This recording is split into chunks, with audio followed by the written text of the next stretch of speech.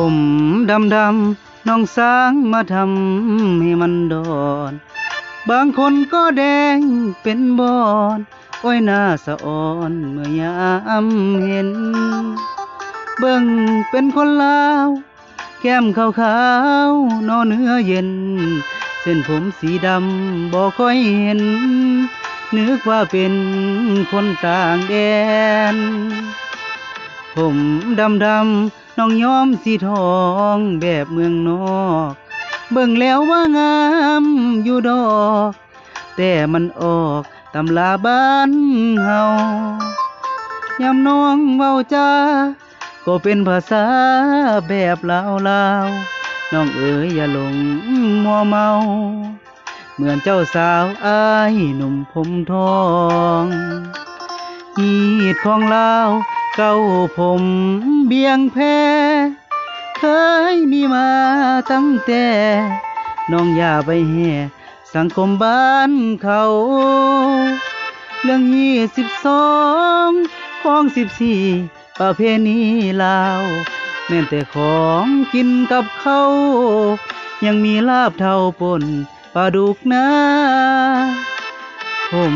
ดำไอ้ว่ามันงามเป็นหนึ่งเบิ่งแล้วงามซาบซึ้งใจลำพึงเสน่ห์มาแหงเฮาเป็นคนลาวน้องแก้วตาอย่าหลงสีแสงน้องอย่าไปหลงผมแดงน้องล่ากำแพงจนลืมผมดำ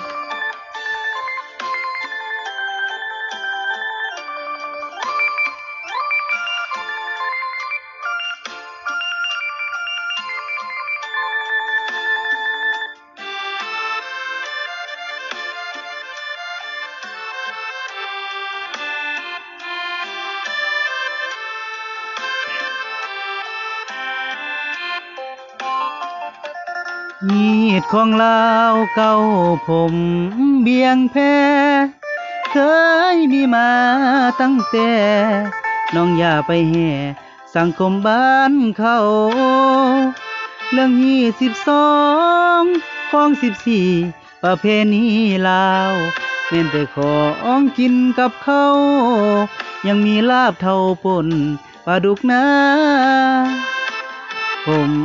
ดำไอ้ว่ามันงามเป็นหนึ่งเบิ่งแล้วงามซาบซึ้งใจลำพึงเสน่ห์มาแหง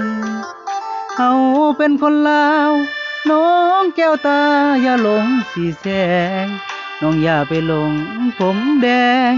น้องล่ากำแพงอย่าลืมผมดำ